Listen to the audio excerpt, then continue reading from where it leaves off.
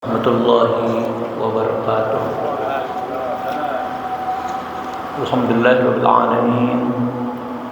Wassalatu wassalamu ala asyrafil anbiya wal mursalin wa ala alihi wa ashabihi ajma'in. Asyhadu an la ilaha illallah wahdahu la syarika lah wa asyhadu anna Muhammadan abduhu wa rasuluh sallallahu alaihi wasallam la nabiyya ba'da. Summa qala Allah ta'ala fil Qur'anil Karim. A'udzu billahi minasyaitonir rajim. Fala tagurrannakumul hayatud dunya. Maka janganlah sekali-kali kamu terperdaya oleh kehidupan dunia. Dalam ayat lain, wala yagurrannakumullahu billahil ghurur. Dan janganlah kamu sampai terperdaya oleh kehidupan dunia.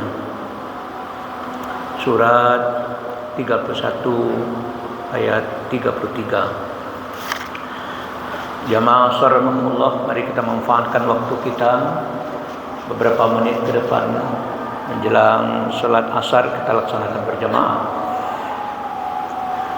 Hari ini kita dihadapkan dengan bergesernya keyakinan kepada agama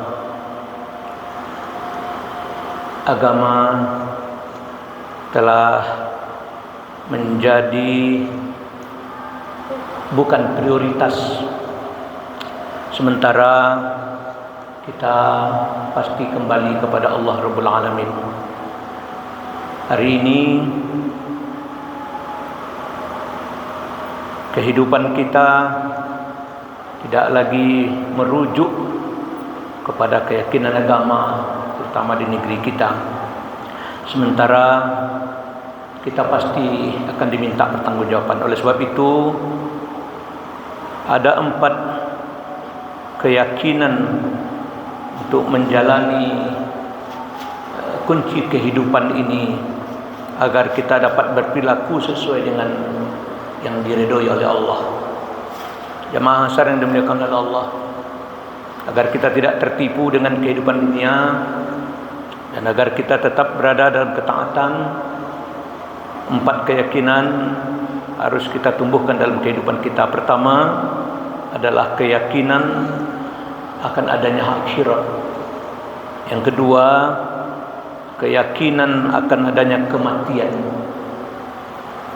Yang ketiga, keyakinan akan adanya setan yang selalu membisik-bisikkan kejahatan. Dan yang keempat adalah kehidupan dunia ini penentuan untuk menuju yaumul akhir. Ibu bapak jamaah asar yang dimuliakan Allah, pertama, keyakinan akan akhirat. Banyak ayat menerangkan kepada kita, di antaranya surah Al-Baqarah awal, wabil akhirati hum yuqinun. Mereka dengan akhirat yakin. Kita diperintahkan oleh Allah untuk mensucikan jiwa kita agar tumbuh kesadaran bahwa kita yakin dengan yaumul akhir. Itu adalah bahagian dari ciri-ciri orang beriman kepada Allah. Jangan kita seperti orang-orang kafir bertanya kepada para rasul dan nabi. Nanti kita tengok dalam surat Bani Israel, surat yang ke-17, mulai dari ayat 41 sampai nanti ayat 49, ya, sampai nanti ayat 51. Mereka bertanya, waqalu aidza kunna izaman wa rufatan a inna lamab'utsuna khalqan jadid. Mereka bertanya, orang-orang zalim, orang-orang kafir itu, apakah apabila kami telah menjadi tulang belulang dan hancur berkeping-keping, maka kami akan dibangkitkan kembali dalam keadaan makhluk yang baru. Itulah pertanyaan orang-orang kafir dan orang-orang zalim. Jadi ketika kita sudah berada di kubur, lalu mereka bertanya, ketika kami telah menjadi tulang belulang dan hancur, apakah kami akan dibangkitkan kembali seperti semula? Maka Allah perintahkan kepada Nabi Muhammad untuk menyampaikan kepada mereka, bertanya, kul kunu hijaratan au hadid, jadilah kamu batu atau jadilah kamu besi.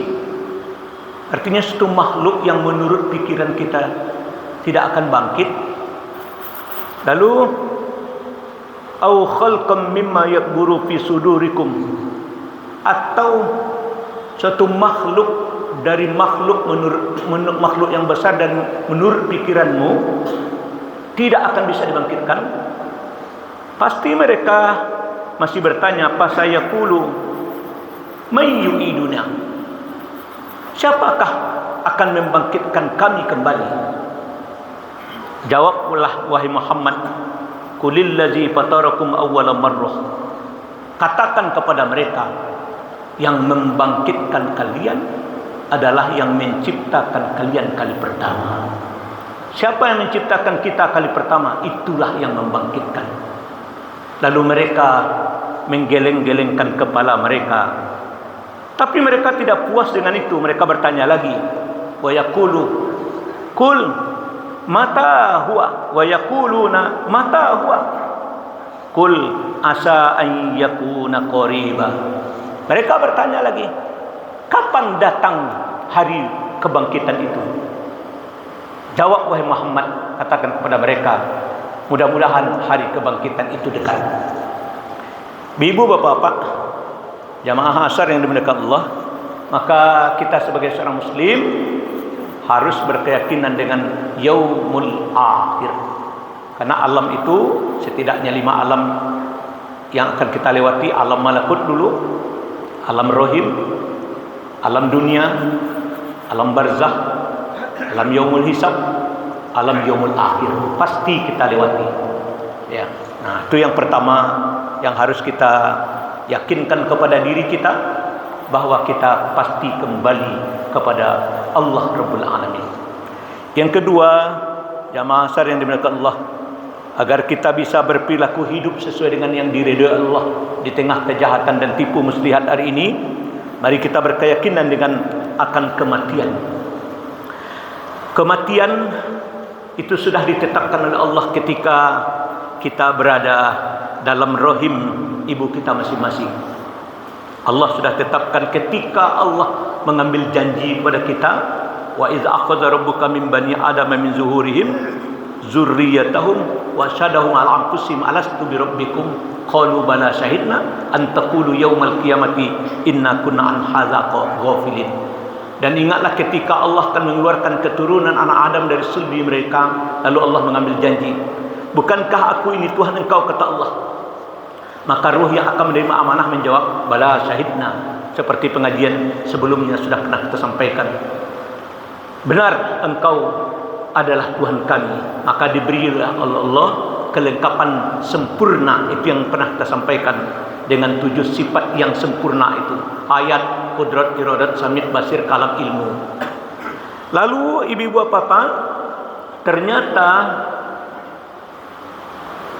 yang 7 sifat itu, dengan adanya ruh yang diciptakan oleh Allah, kita tidak bisa mengetahui kapan berpisahnya ruh dari jasad, tapi kita pasti mengalami kematian. Kullu nafsin dha'iqatul maut, setiap yang bernyawa itu pasti merasakan kematian, dan itu sudah ditetapkan. Walikulli ummatin ajalun fa iza jaa ajaluhum la yastaghfiruna sa'atan wa la yastaqdimun. Setiap jiwa, setiap diri itu sudah ada garisnya, sudah ada ketetapan ajal. Kalau batas akhir kehidupannya sudah tiba, maka tidak ada kuasa kita untuk mengundurkannya sedetik, dan tidak ada kuasa kita untuk memajukannya sedetik. Lalu disitulah ibu-ibu bapak-bapak, ternyata 7 sifat tadi, bahwa mata yang bisa melihat bukan kita yang memilikinya. Telinga yang bisa mendengar, bukan kita yang punya. Mulut yang bisa bicara, bukan kita yang memiliki. Otak yang kita miliki, bukan otak kita. Hidup yang dianugerahkan Allah, bukan kehidupan kehendak diri. Nah, ketika kita menyadari itu milik Allah, apa yang kita lihat, Allah yang menganugerahkannya. Apa yang kita dengar, Allah yang menganugerahkan. Karena seperti yang kita sampaikan, kita hanya punya mata, tapi diberikan oleh Allah mampu melihat. Karena tidak semua mata yang mampu melihat. Kita punya telinga, diberikan Allah yang batinnya itu mampu mendengar. Ketika kematian tiba, dipaksa oleh Allah, baru kita sadar ternyata penglihatan bukan milik kita, pendengaran bukan milik kita, kalam bukan milik kita, akal bukan milik kita, hayat bukan milik kita, termasuklah harta, pangkat, jabatan, sawah ladang, perniagaan, rumah mewah. Tidak satu pun yang kita bawa. Maka Rasulullah sallallahu alaihi wasallam bersabda, an Abi Ya'la Saddad bin Ausin Nabi anan Nabi sallallahu alaihi wasallam qala al-kaisu man dana nafsahu wa amila lima ba'dal mauti wal ajizu man atba'a nafsahu hawaha wa tamatta 'ala Allah. Dari Abu Ya'la As-Saddad bin Ausin, meridai Allah kannya sallallahu alaihi wasallam, Nabi bersabda, siapakah orang yang cerdas itu wahai Rasulullah? Maka jawab Rasulullah adalah orang yang mengingat kematian. Lalu sesudah itu dia melakukan amalan untuk persiapan kematian. Karena ketika kematian tiba, apa yang kita miliki tadi tidak satu pun yang dibawa. Tidak satu pun yang dibawa. Itu yang sudah kita tengok setiap hari. Pergilah berkunjung ke rumah sakit M. Jamil, rata-rata setiap hari ada kematian. Mulai dari pagi, zuhur, asar, malam, kemudian tengah malam, pagi lagi, tetap saja ada kematian di sana. Nah, ketika kematian tiba, mata tidak bisa berfungsi lagi melihat, telinga tidak bisa berfungsi lagi mendengar, mulut tidak bisa lagi berfungsi berkata, otaknya tidak bisa lagi berfungsi untuk berpikir, hatinya tidak bisa lagi berazam, kehidupannya tidak bisa lagi melakukan aktivitas, harta kekayaannya pun tidak mampu memberikan jaminan kebahagiaan hidupnya di dunia dan di akhirat. Maka oleh sebab itu, untuk meneguhkan keyakinan kita, mari yakin akan kematian. Yang ketiga, yang terpenting pula adalah mari kita yakinkan kepada diri kita, setan tetap mengintai. Jamaah sekalian milik Allah, apapun bentuk kehidupan kita, tetap setan mengintai. Maka Allah menciptakan manusia, Allah menciptakan makhluknya, ada diciptakan oleh Allah makhluknya khusus untuk taat, bertasbih, bertahmid, bertahlil, bertakbir, berhawalah, tidak pernah membantah. Itu adalah makhluk malaikat.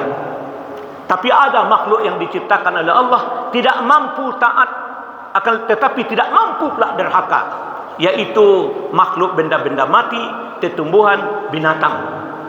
Tetapi ada makhluk lain yang diciptakan oleh Allah mampu atau berpotensi taat dan berpotensi durhaka, yaitu jin dan manusia. Kita manusia, ternyata Allah berikan kepada kita dua pilihan. Faman syaa falyu'min wa man syaa falyakfur. Siapa yang akan beriman, ini jalannya. Siapa yang ingkar juga, karena Allah sudah bentangkan kebajikan-kebajikan, ingkar juga, ujungnya tengok. Setan dan iblis juga begitu. Oleh sebab itu, jamaah asar yang dimuliakan oleh Allah, makhluk hidup jelas lebih mulia daripada makhluk yang tidak bernyawa. Makhluk yang bertanggung jawab itu lebih ditinggikan derajatnya daripada makhluk yang tidak bertanggung jawab. Dan makhluk yang mampu mempertanggungjawabkan kehidupannya lebih tinggi pula derajatnya daripada makhluk yang tidak mampu bertanggung jawab. Nah, oleh sebab itu, kita sebagai makhluk manusia, mari kita pertanggungjawabkan kehidupan kita. Yakinkan kita akan kembali ke yaumul akhir. Yakinkan kita akan mengalami kematian. Yakin kita bahwa setan tetap menggoda kepada jalan kejahatan. Dan yakinkan kepada kita bahwa kehidupan dunia hanya adalah jalan menuju yaumul akhir. In ahsantum ahsantum li anfusikum wa in asa'tum falaha. Jika kamu berbuat baik, kebaikan kamu untuk dirimu. akan tetapi jika kamu berbuat jelek, kejelekan itu juga kembali kepada diri kita. Walhamdulillahirabbil alamin. Mohon maaf. Assalamualaikum warahmatullahi wabarakatuh.